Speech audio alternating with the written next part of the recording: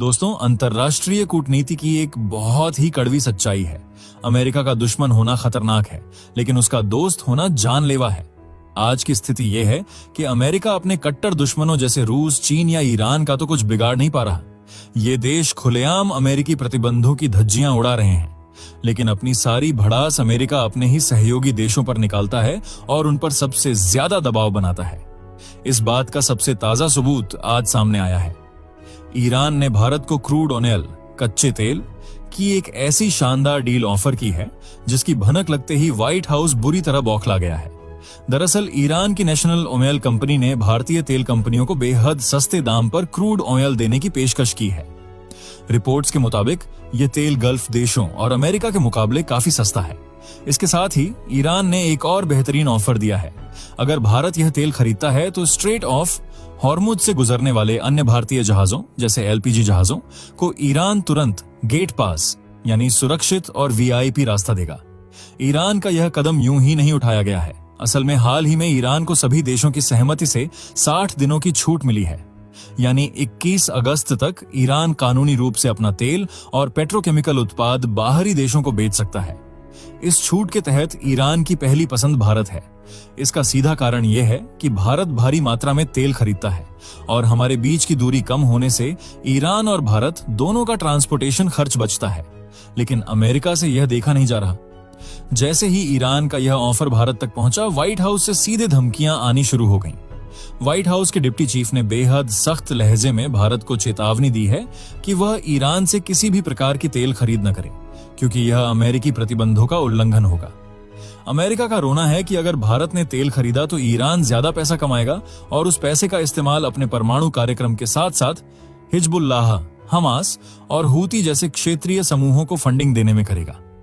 अमेरिकी अधिकारी ने यहां तक चेतावनी दे डाली कि भारत इस बात को हल्के में न ले। ये कोई पहली और आखिरी वार्निंग नहीं है। अगर भारत ने बात नहीं मानी तो अमेरिका हॉर्मुज पार करते ही नाकाबंदी करके भारतीय जहाजों के खिलाफ बेहद सख्त और आक्रामक कार्रवाई करेगा। वे किसी भी कीमत पर ईरान से तेल की खरीद बर्दाश्त नहीं करेंगे। अब इस अमेरिकी दोहरे मापदंड को देखिए। एक तरफ अमेरिका खुद दुनिया का सबसे महंगा तेल बेचता है और प्रतिबंधों की आड़ में दूसरों को अपना या गल्फ देशों का तेल खरीदने पर मजबूर करता है। दूसरी तरफ वह आतंकवाद की दुहाई दे रहा है। लेकिन क्या अमेरिका खुद दूध का धुल्ला है? पूरी दुनिया जानती है कि अमेरिका खुद पाकिस्तान के दर्जनों आतंकी समूहों को सपोर्ट करता आया है और उन्हें लेटेस्ट हथियार मुहैया कराता है। आज कश्मीर में हमारी सेना जिन आतंकियों का खात्मा कर रही है, उनके पास पाकिस्तान या चीन से ज्यादा मेड इन यूएसए हथियार मिलते हैं। ये हथियार आतंकियों तक कैसे पहुंच रहे हैं, ये किसी से छिपा नहीं है। जो अमेरिका व्हाइट हाउस में बैठकर भारत को आतंकवाद के नाम पर सस्ता तेल खरीदने से रोक रहा है, असल में इस दुनिया में आतंकवाद को सबसे ज्यादा सपोर्ट वही कर रहा है। द वायर और इंडिया टुडे जैसे संस्थानों के विश्लेषकों ने एक बहुत बड़ी सच्चाई बयान की है। ऐसा लगता है कि भारत की ऊर्जा नीति पर अमेरिका का वीटो लग चुका है। अमेरिका की नीतियां बार बार बदलती हैं और इसी अनिश्चितता का खौफ आज भारतीय रिफाइनरियों पर मंडरा रहा है। लेकिन उसे अंदाजा नहीं है कि अब खेल पलट चुका है। इस खौफ के बीच 25 और 26 जून 2026 को एक बड़ी हलचल देखने को मिली, जिसने व्हाइट हाउस की नींद उड़ा दी। ईरान की नेशनल ऑयल कंपनी ने सीधे भारत से संपर्क किया और एक ऐसा बम्पर ऑफर टेबल पर रख दिया जिसे ठुकराना नामुमकिन सा है। ऑफर क्या था? मार्केट से $3 से $4 प्रति बैरल सस्ता कच्चा तेल। बात सिर्फ फोन पर नहीं हुई। 25 जून को गुरुग्राम में आयोजित 11वीं ब्रिक्स ऊर्जा मंत्री बैठक में ईरान के पेट्रोलियम मंत्री मोहसेन पकनेजाद खुद भारत दौड़े चले आए और सीधे हमारे पेट्रोलियम मंत्री हरदीप सिंह पुरी से मीटिंग की। उन्होंने हमारे पेट्रोलियम मंत्री हरदीप सिंह पुरी से मुलाकात कर तेल, गैस और ऊर्जा सुरक्षा पर गहरा सहयोग बढ़ाने की बात रखी। लेकिन जब यह खबर अमेरिका पहुंची तो व्हाइट हाउस ने गंभीर नोटिस लिया। भारत के लिए यह ऑफर इसलिए भी लुभावना है क्योंकि ईरानी टैंकर महज 2 से 3 दिन में भारतीय बंदरगाहों तक पहुंच सकते हैं। इसके अलावा ईरान ने पहले भी मार्च 2026 में भारतीय एलपीजी टैंकरों को हॉर्मुज जल संधि से सुरक्षित गुजरने का वीआईपी पास दिया था। अब भारत के सामने एक बहुत बड़ा धर्म संकट है। हमें रोज 50 लाख बैरल तेल चाहिए, लेकिन अमेरिका की नीतियां बार बार बदल रही हैं और इसी खौफ के बीच भारत ने एक ऐसा सीक्रेट मास्टर स्ट्रोक खेला था जिसकी चर्चा दुनिया में कहीं नहीं होती। दोस्तों, आपको पता है कि ईरान 2012 से ही इंटरनेशनल बैंकिंग सिस्टम स्विफ्ट से बाहर है। तो फिर भारत ने तेल खरीदा कैसे? यही एंट्री होती है भारत के खुफिया रुपया रियाल पेमेंट सिस्टम की। भारत ने अमेरिका की नाक के नीचे कोलकाता के यूसीओ बैंक का इस्तेमाल किया। हमने ईरान को डॉलर नहीं दिए, बल्कि यूसीओ बैंक में रुपए जमा किए और उन रुपयों से ईरान ने भारत से चावल, चाय और दवाइयां खरीदी।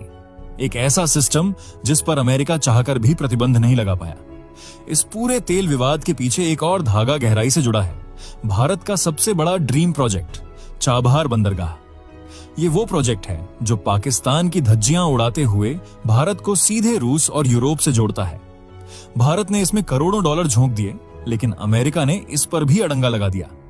भारत ने बड़ी मशक्कत से 6 महीने की मोहलत तो ली, लेकिन अमेरिकी दबाव इतना ज्यादा था कि 2026 से 27 के बजट में सरकार को चाबहार की फंडिंग शून्य करनी पड़ी। हालांकि भारत का रुख साफ है कि हम चाबहार को किसी कीमत पर नहीं छोड़ेंगे। अगर अमेरिका और ईरान के बीच चल रही वर्तमान बातचीत सफल होती है तो हमारा यह ड्रीम प्रोजेक्ट फिर से पूरी रफ्तार पकड़ सकता है। अब एक ऐसा कड़वा सच सुनिए जो आज तक आपसे छिपाया गया। अमेरिका को लगता है कि वह हॉर्मोज जल संधि को ब्लॉक करके ईरान का गला घोंट देगा।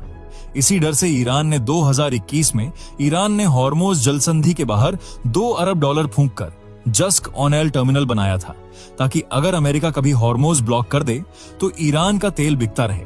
लेकिन सैटेलाइट डेटा ने पोल खोल दी। ईरान का सिर्फ 4.4% तेल ही वहां से निकल पाया, जबकि 84% आज भी हॉर्मोज के अंदर खार्ग द्वीप से ही जा रहा है। और मजे की बात यह है कि यह नया जस्क टर्मिनल भारत के चाबहार बंदरगाह के बिल्कुल करीब है। आज 29 जून 2026 की ताजा स्थिति यह है कि भारत के एनएसए अजित डोभाल ने हॉर्मोज के दोबारा खुलने का स्वागत किया है। भारत अभी फूक फूक कर कदम रख रहा है और तेल मंत्रालय साफ कर चुका है कि फैसला तकनीकी और वाणिज्यिक आधार पर होगा, लेकिन पिक्चर अभी बाकी है। 29 जून की सबसे डरावनी हकीकत यह है कि जहां भारत अभी अमेरिका के डर से सोच विचार में डूबा है, वहीं चीन ने रातों रात बाजी मार ली है। जनरल लाइसेंस एक्स का फायदा उठाकर चीन ने ईरान का तेल सोखना शुरू कर दिया है। 21 अगस्त को यह कानूनी छूट खत्म होने वाली है, यानी भारत के पास फैसला करने के लिए सिर्फ चंद दिन बचे हैं। अगर हम चूके तो हमारी थाली का सस्ता तेल ड्रैगन डकार जाएगा। अब पूरी दुनिया की सांसें अटकी हैं। क्या भारत अमेरिका की धमकियों को दरकिनार करके ईरान से हाथ मिलाएगा, या फिर कूटनीति के इस शतरंज में कोई नया मोहरा चला जाएगा? भारत इस वक्त इतिहास के सबसे नाजुक मोड़ पर खड़ा है। दोस्तों, यह लड़ाई सिर्फ सस्ते तेल की नहीं है।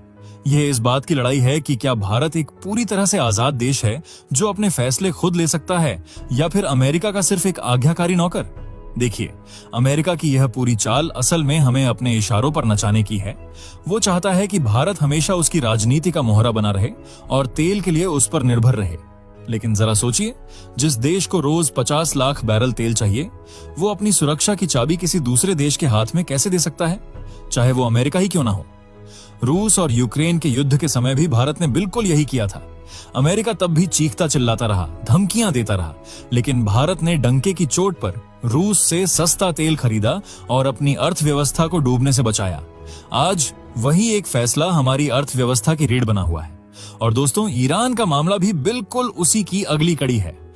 आपको क्या लगता है, क्या भारत को अमेरिकी दबाव के आगे झुकना चाहिए? कमेंट्स में आग लगा दीजिए और अपनी राय जरूर बताइए। जय हिंद।